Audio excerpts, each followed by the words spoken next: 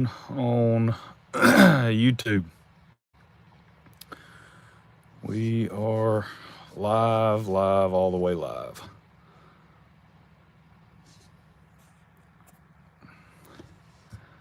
Hanging out in Car Rider line.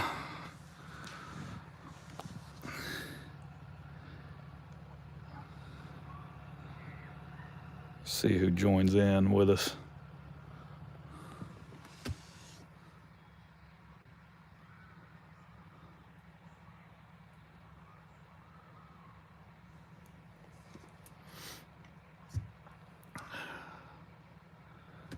Yep.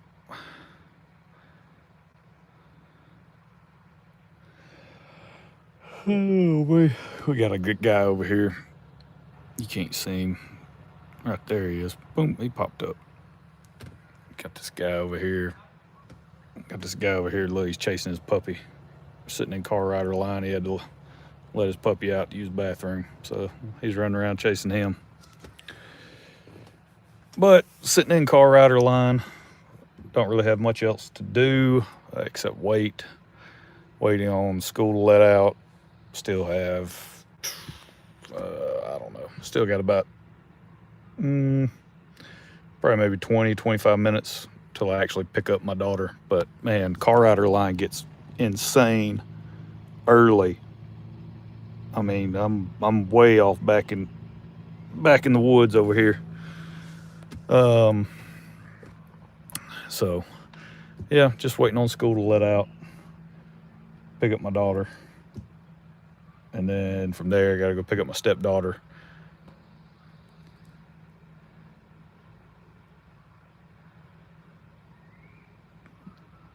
Old Jeff Calvert.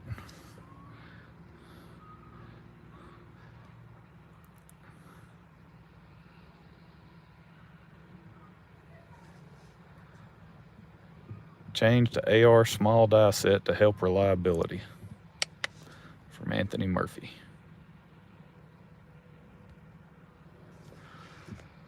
Yep, so today, not really a whole lot going on. Just picked up my buddy Richard, picked up his elk mount. He got a Euro mount done on the elk that he killed back in the fall with that load that I worked up for him in 30-06. So I went and picked it up. We've got the Wild Beast Feast coming up at my church tomorrow. So we're still in the prep stages of it, trying to get that all taken care of. So I went and picked that up. Goofing off at work. Yeah, well, technically I'm working also. Teleworking. So, but I have to leave whenever the way our my custody arrangement has worked out, mine and my wife's. So it's both our second marriage. I've got my daughter and I got my two stepdaughters, and so we have all three girls one week, and then the next week they go back to their other parents' house. So we do week on, week off. So every other week I'm taking my daughter to school, picking her up, and then I'll pick up my middle daughter. She's my youngest stepdaughter. I pick her up from school. The oldest one, she drives. She's old enough to drive and pretty independent. So yeah, so every other week I'm doing this. I'm shuttling folks back and forth. You ever shoot 200 grain projectiles 308 win? It should. If you go and watch Paul, if you go and watch Johnny's Reloading Bench, go back on his created playlist channel. You have to go back a while. You can go to his 308 playlist and watch some of those videos. He has a I think it's a Tikka T3X Lite, and it's a 1 in 11 twist barrel, and he shoots the Hornady 208 grain ELDX, maybe. He shoots whatever. It's like 208 grain ELDX or an ELD match. He shoots those in that Tikka T3X, and he gets decent enough groups. I mean, the velocity with the powder that he chose, velocity was pretty low. I mean, it was like 2,400 feet per second. I think it was like in the high 23s, but yeah, you can go watch that. I've never personally done it. For me, in 308, I've always tended to go more on the lighter grain weight side, 130, 150, somewhere in that range, just because I don't know. I like the velocity. Hey, I can turn my camera around. There we go. Hey, what's up, everybody? And the car behind me, they're probably like, what in the world is that dude doing holding up his phone? Flip it back around. But so no, I haven't shot anything heavier than I think 175 in 308. I don't think I've shot anything heavier than that. But if you have a normal 1 in 10 twist, your 200 grain should stabilize.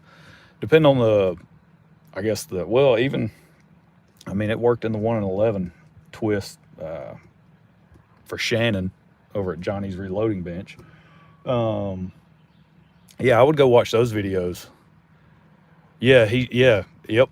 It's in his 308 section. Go back and watch. It's when he's using, I believe that's when he's testing out Starline brass. That was when Starline, I think they had first come out with rifle brass. I believe the first cartridge they released was 308. And he got a batch and was testing it in his Savage Model 99 lever action and his Tikka T3 Light or whatever it is that he's got. But yeah, you have to go all the way back. Those are like some of the very first 308 videos that he has on his 308 playlist. But yeah, go back and watch those. I believe it's the the 200, because he goes from one end of the spectrum to the other. He starts off with the 110 grain VMAX, Hornady VMAX. Yeah, his real name's Shannon. He starts off with the 110 VMAX, and then he goes from the 110, and then in the next video, he jumps up to the 208s. He goes from one end of the spectrum to the other. The Savage, the Model 99, of course, they didn't stabilize out of the Savage, because I think the Savage, the twist rate was just way too slow to stabilize those heavy bullets. But in the Tikka, he actually shot some groups, and I mean, they weren't, super amazing, but there's definitely promise there, and it just shows that, yeah, it can definitely stabilize it. So, and if you probably get your velocity up a little bit too, that'll help. Faster you get them going. So a really good velocity powder for 308 is Accurate 2520, in case anyone's wondering, since we're on the topic of 308. So, but yep, I'm just sitting off over here in the woods. Actually, one day I saw a doe and a little one right there. They were running that direction. I came around this corner back behind me. Normally, way back there, normally I'm like one of the first people to drop my daughter off in the morning. Yeah, the Savage is pretty sweet. I actually had one in 300 Savage for a very brief period of time, and the reason I got one was because my uncle let me work up. I've got some videos where I worked up a load for my uncle in his Savage Model 99, and it was the 250 3000 Savage, or the 250 Savage, which is basically what they called it later on. But I've got some videos on that. I believe I have a playlist created for that, and that's a really neat, really cool rifle. Ever think about getting it? Yes, actually, man, you must be reading my mind or something, because I was literally just thinking about which one I would go with, and I will explain why I was thinking about a suppressor. I got to get my seatbelt on. Car lines getting moving, but so the reason I was thinking about a suppressor is because I have my 6 ARC is on layaway.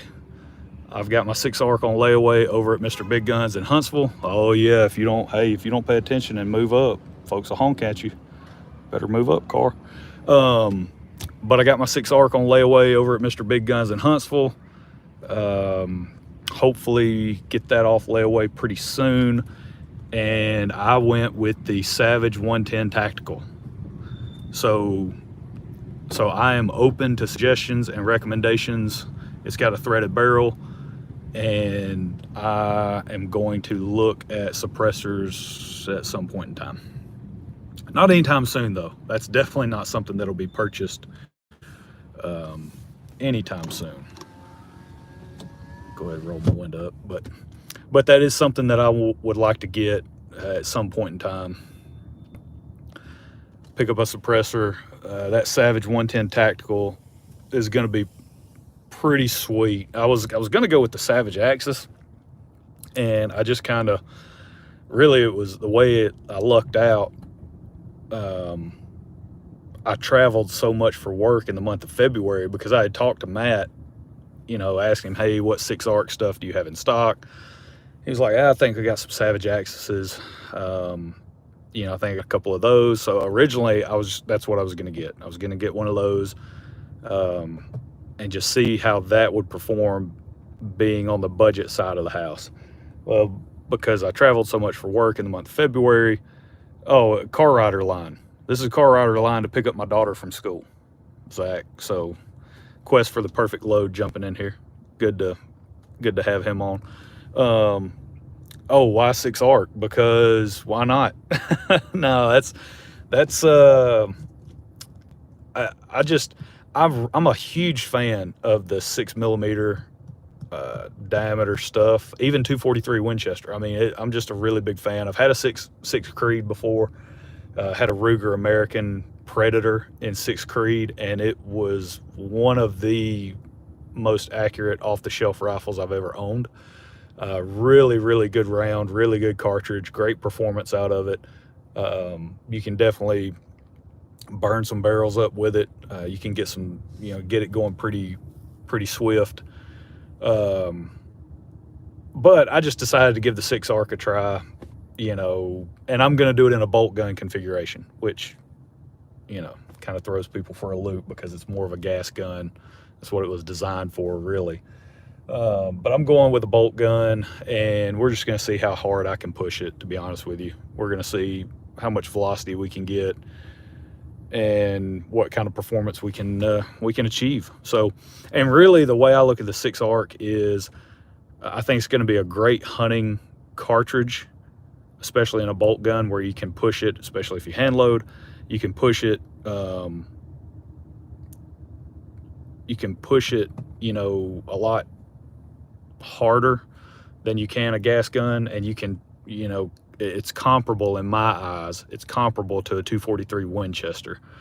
And of course the advantage is a faster twist. Now, yes, you can just go buy a faster twist barrel and rebarrel your 243 Winchester and shoot heavier bullets in 243 Win. You can do that, but typically your twist rates are just they're slower. They're slower in 243 Winchester, which doesn't really allow you to take advantage of those heavier bullets. So really the 6-arc I see is kind of like a good crossover. Hey, I want to go shoot, maybe a 100-grain bullet, maybe a 90, 95-grain Nosler ballistic tip. I'm going to go out, hunt some whitetail deer with it.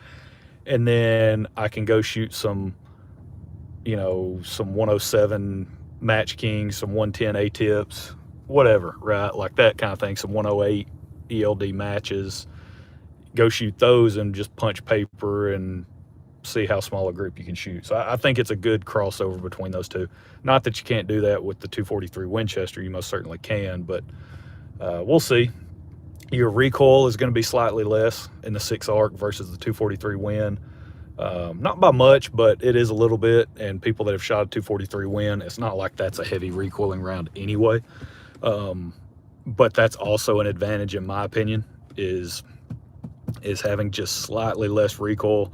You're using a little bit less powder. The class of powder you're using is slightly different also, but yeah, I think there's a lot of advantages to it. I've got that Savage 110 Tactical on layaway, and it's not really a problem, but when I went in there Monday, and I put it on layaway, and at Mr. Big Guns, and I saw it, and I was like, holy smokes, that is a short barrel. It's like a 16.25-inch barrel on a bolt gun. But I'm fairly certain the reason they did that is because, Nice. That's going to be a big investment. I'm looking forward to seeing what you produce with that. But the reason why I believe they went with the short barrel on that 110 tactical is because it is threaded, you know, for a suppressor. So that's why, to circle back to what Paul was asking, any thoughts on getting a suppressor? Yes, most definitely. I've been thinking about it more and more. So I could use some recommendations on what to go with.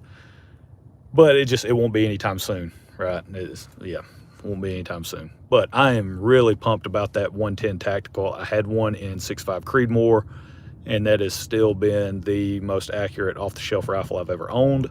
That thing, no matter what I threw at it, it would shoot, you know, 1/2 to 3/4 inch groups all day long.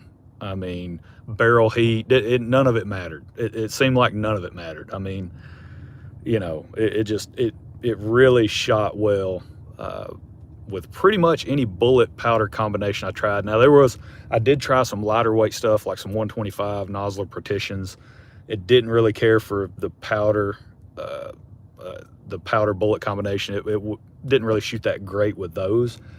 But outside of that, everything else I tried, I mean, 129s up to the 160s, just shot really well. So I think that 110 tactical I'm looking forward to picking it up. I think it's going to be a sweet shooter in 6 arc.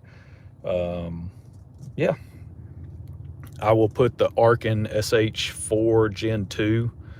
That scope will be going on top of it. So I've got that sitting in the closet right now. We moved a little bit, but that just means that school, what is it? Yeah, school's about to be let out.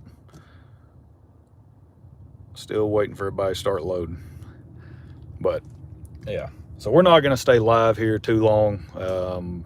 I just wanted to go live. I was bored sitting in Car Rider Line, just sitting there with nothing to do. And I figure if you're like me and you're bored and you have nothing to do, maybe you'll tune in for the short amount of time that we're going to be live here. But yeah, so that's kind of the latest and greatest there. I did pick up my buddy Richard, the guy that I worked up the elk load for. I picked up his, he has another 30-06.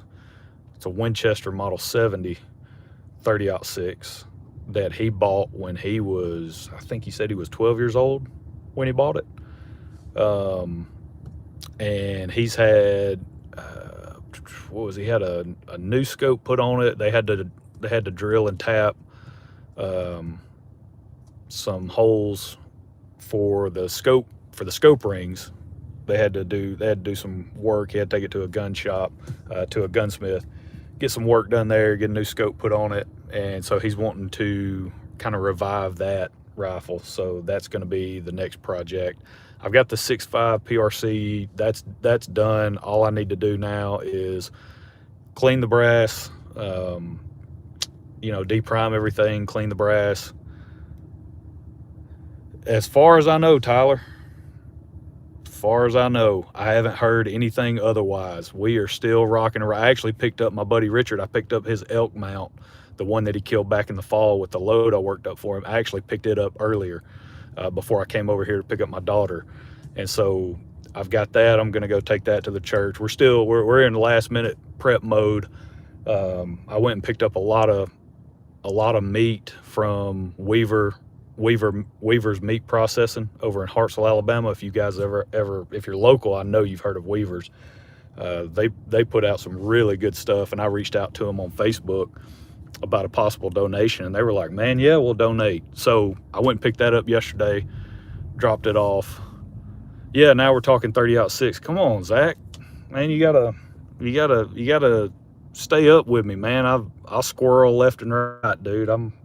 We're talking about one thing, next thing you know, we're talking about something else. But as far as I know, the Wild Beast Feast is still on. So what Tyler was talking about today, it's like 67 degrees, basically perfect. Perfect weather here in North Alabama. And then tomorrow the high is 33.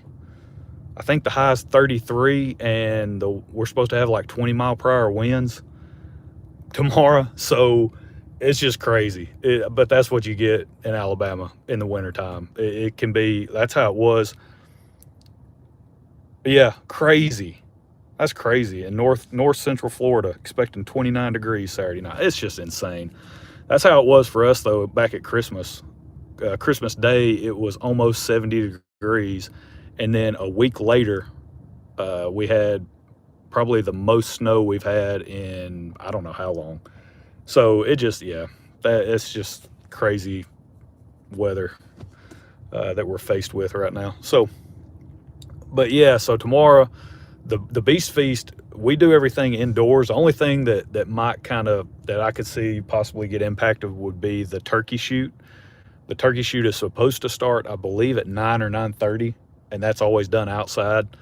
Um, I don't know. I mean, they're talking snow, sleet, all that. Yeah, yeah. They're talking 3 inches of snow for us as well, which is just crazy. I mean, 3 inches of snow down here, that'll shut down the whole, that'll shut down everything for who knows how long. Um, but they're talking snow and sleet, all the fun stuff that people don't like to drive on. So, and we're just not equipped. We're not, Alabama is not equipped to deal with that type of weather. Very rarely do we get snow, maybe once or twice a year, and it's not much. So we just, we don't, our state, our county, it's not like they're going to make huge investments in equipment and everything that you would need to be prepared for that kind of stuff, because we never, rarely get it. But when we do, it basically shuts everything down for a couple of days.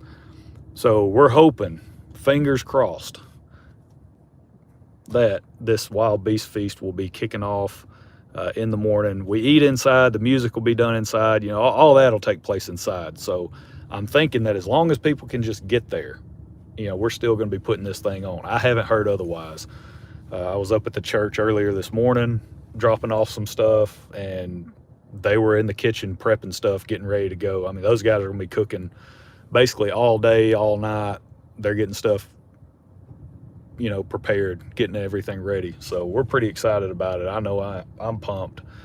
That event last year, it was great. We had a great turnout. It was a great time. So I'm looking forward to it again.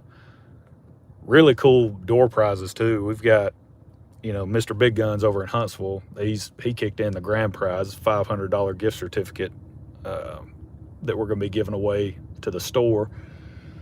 And then Hembry Collision Center over in Trinity, Alabama.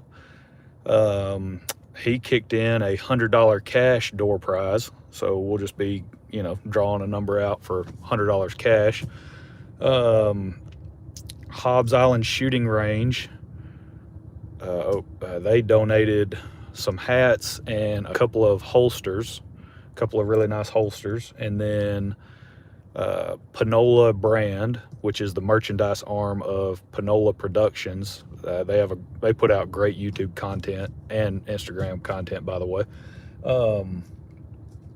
They donated several hats, a toboggan, a couple koozies, so they donated some stuff as well. Midway Pistol and Ammo in Gurley, Alabama, they donated some packs of targets that I still need to go by and pick up, actually, for that. So yeah, just a lot of really cool stuff. The food's going to be amazing. It was last year anyway. It'll be amazing again this year. But yeah. So the rambly answer to your question, Tyler, is as far as I know, yes. But yeah, Zach, I was touching on the 30-06 again because my buddy Richard hit me up and was like, hey, I got another 30-06 I want you to work up a load for. So I was over at Mr. Big Guns on Wednesday. I went there Monday and Wednesday this week, and they had some 150 grain Nosler ballistic tip bullets on the shelf, which, I mean, those are very difficult to find. And he had 5 boxes of them, and he no longer has 5 boxes of them because I bought them all. So that's what we're going to use. That's what we're going to use in that 30-06 load. And that's what I used in my dad's Ruger American 30-06 is 150 grain ballistic tip. And that's such a great bullet in 30-06 for that cartridge. That is just, the hammer of Thor on a deer with that cartridge. So I picked up 5 boxes of those. That's what we'll use in that Winchester Model 70. I'm looking forward to shooting it. I mean, I picked it up earlier from Richard when I got that elk mount, and looking forward to working up a good load. I bought a few bags of Starline brass from Duck Creek Sporting Goods, Denny over in Colorado. Picked up, I think I bought 4 bags of Starline brass, the 30-06 stuff from him. So I've got plenty of brass and plenty of bullets stocked up, ready to go. Plenty of powder. So plenty of primers. All the above. I just need time to get it all done. I'm home for a couple of weeks, and then I'll be back on the road. It looks like I got a lot of trips coming up in the next, right here at the end of March, beginning of April. Looks like we got a lot of stuff in the pipeline as far as potential trips. Yes, it is. Definitely a great bullet.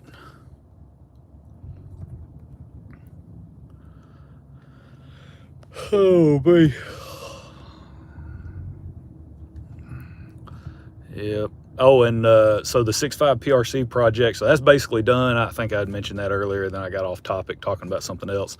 That project's pretty much done. I just need to deprime all those cases. I'm going to tumble them, get them all cleaned up, and then I will load up that 60.2 grain charge, 60.4 grain charge of N565, and we'll be done with that. So I'll give that to my buddy Brett, and we'll call that good on the PRC. And then the Creedmoor, I'm actually switching the Creedmoor project that he wants me that I'm working on for him also.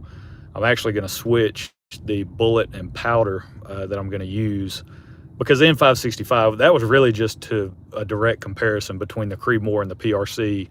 You know, with this one particular powder, here's the differences that you would see, right? And it's not a good Creedmoor powder. So I loaded up some 140 grain Hornady SSTs. I loaded those up today with Superformance. I've had good luck with Superformance in the past, and so I loaded some of that up today. So we're going to check that combination, and I've had really good luck with the SST bullet, so that's another great one. I actually did a video on the recovered bullet from the 129 grain SST that I shot out of that 110, that Savage 110 Tactical 6.5 Creedmoor. I was able to recover the bullet from a deer and did a video on it a while back. Really good performance. So, but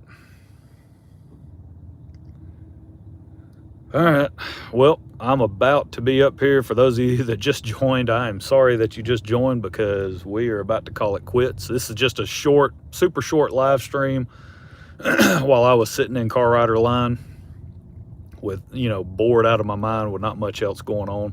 Figured I'd just go live for a minute, talk with whoever wanted to join. So yeah, so y'all just be on the lookout.